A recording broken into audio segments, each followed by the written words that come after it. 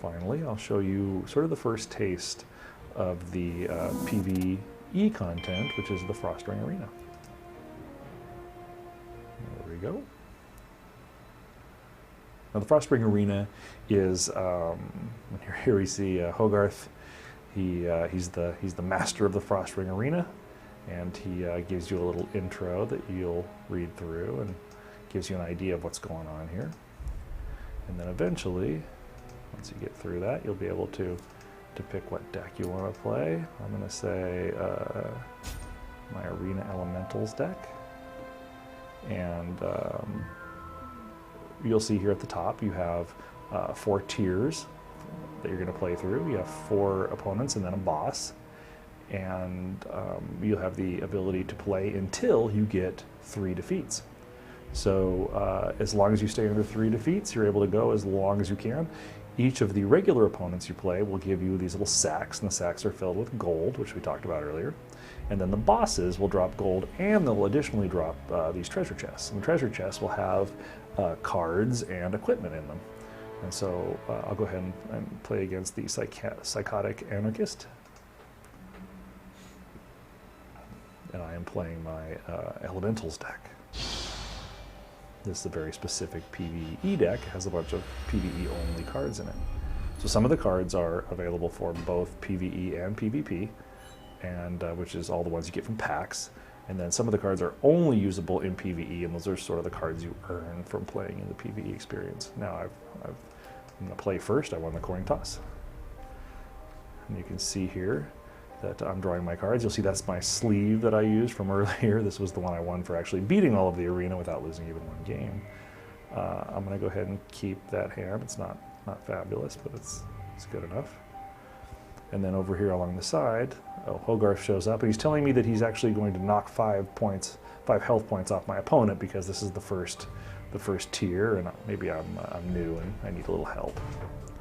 Later on, he's not so nice. In the later rounds, he actually starts popping in and giving your opponents bonuses. So he'll change the rules of the game, or he'll give them extra cards. And sometimes when you're in a fierce battle, it can be pretty frustrating, but still fun. So you can see over here, I have a little list of all the equipment that I have on, and those are the things that are changing how these cards work. One of the other things that I have is, I'm gonna go ahead and, boy, that's a good question. Do I want to go with?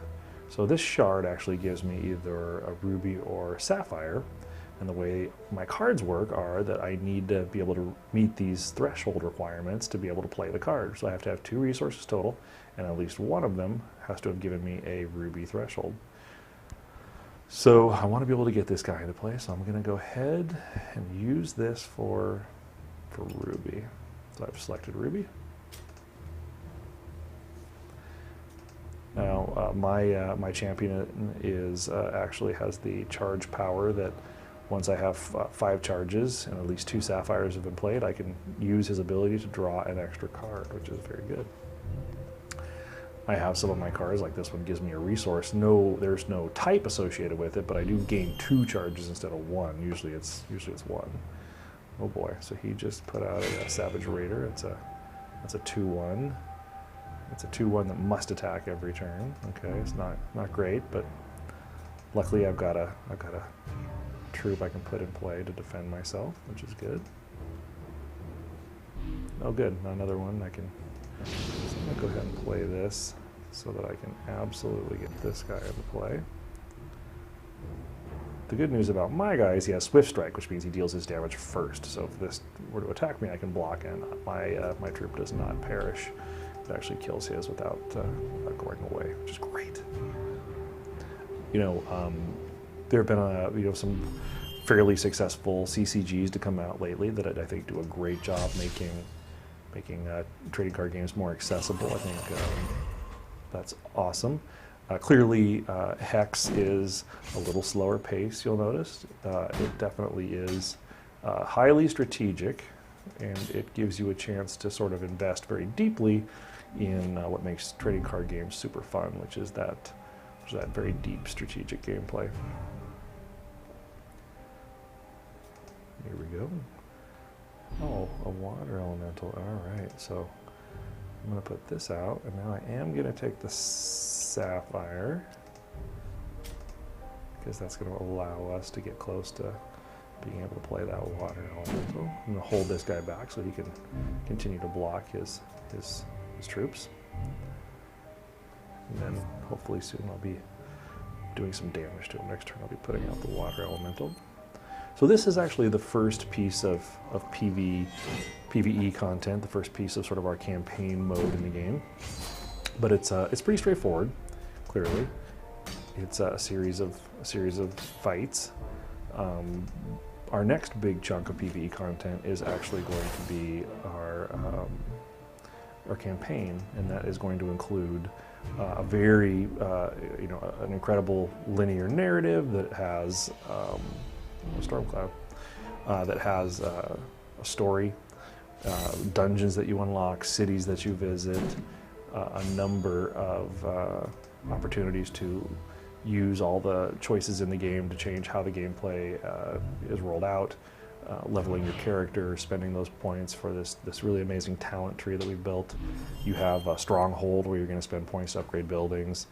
Just an incredible array of very deep RPG elements, but all of them married to a TCG, which is pretty remarkable, something you haven't really seen before. All right, let's see what we draw this time. Very exciting. Oh, a crackling vortex. So what I'm going to do is I'm going to put my storm cloud in play. He's a cute little guy. Now, storm cloud is cool because every time I gain a charge, he gets a token, and eventually I can sacrifice him and turn those tokens into little storm guys. So let's see here. Do we want to attack? Yeah, let's do it. I'm sure he's going to block.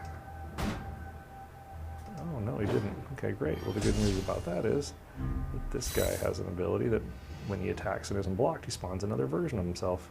And that's one of the things that we got because of our equipment.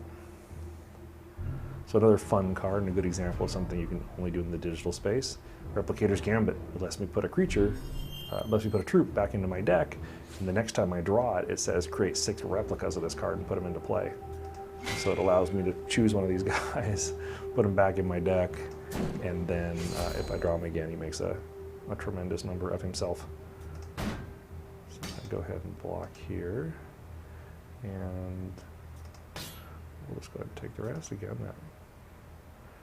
We're able to deal our damage first, which means he doesn't take any, so he gets to hang around. We can keep him back for defense. And what do we draw this time? Another resource, that's great. So we're going to go ahead and attack, and we're getting close here because he doesn't block. Now we got a bunch of guys. Now we're going to pop the storm cloud, give ourselves some more little guys. So we've got Splashy. Splashy is sacrifice him to draw a card. He has speed. Oh, I could have used him. And I've got exhaust Thunder Puff to exhaust a troop. We're then going to throw one of these back into our deck, draw an extra card, and see what we get. Okay. And I think next turn we might be winning this game. The AI is definitely getting better and better. It's getting pretty smart. I think eventually the goal is that the AI is almost indistinguishable from playing against another opponent. One of the great things about our AI programmer, Chris Woods, who's incredibly talented, he's actually building in personality to our AI. So you may be in a dungeon, and the dungeon boss might hate dwarves, as an example, and in that case he would try to attack or use his cards to destroy your dwarfs, even if strategically it makes no sense. So there's like a racial prejudice in how the AI works. And so some of those fun, very unusual components, attack with everybody, are a big part of how we're making Hex just so different from anything else. And he got his one block, but we were able to overcome him. So you'll see we beat the psychotic Aramithist. And now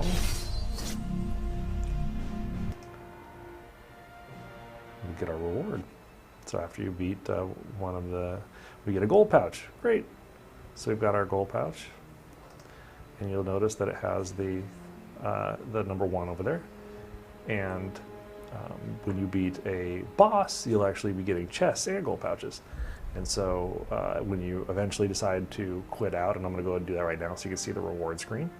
And again, hopefully you've done all 20 of these with no losses, so you get the perfect sleeve.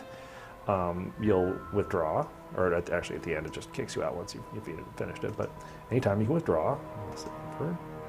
And so you'll see here, because I only had the 1 chest, I get to claim my rewards. And so you can see I beat the first guy. I was about to go on to my second there. In this case, it was 100 gold, so that sack got 100 gold. Yes, the larger campaign is going to be coming, and that's where you're going to get into, as you can see here, if you click on our little globe. Campaign coming soon, it says right there. You'll see this giant globe, and you can spin this around, and then you're going to be selecting this first area, and when you zoom in, you're going to be able to go to all these different cities and dungeons and unlock all the content, and it slowly is piecemealed out to you as you level up and as you figure out sort of all of the RPG components of it. That's the Hex Moon. Again, this is coming soon, and this globe represents about 7 years worth of content that we have mapped out. So we're unlocking bits and pieces as we go. Like I said before, though, 10 years from now, when it's the most popular, I'm going to have to figure out where else to go. Maybe into the crust of the earth or something. This is PC and Mac, and then we are working on tablet right now too. So the hope is that in the not too distant future, we'll have it up on tablets. I don't imagine phone. It's just a bit too heavy a game for a phone, but for tablets, I think we could absolutely make it happen. And it was built in Unity, so putting it on tablets, not too tough.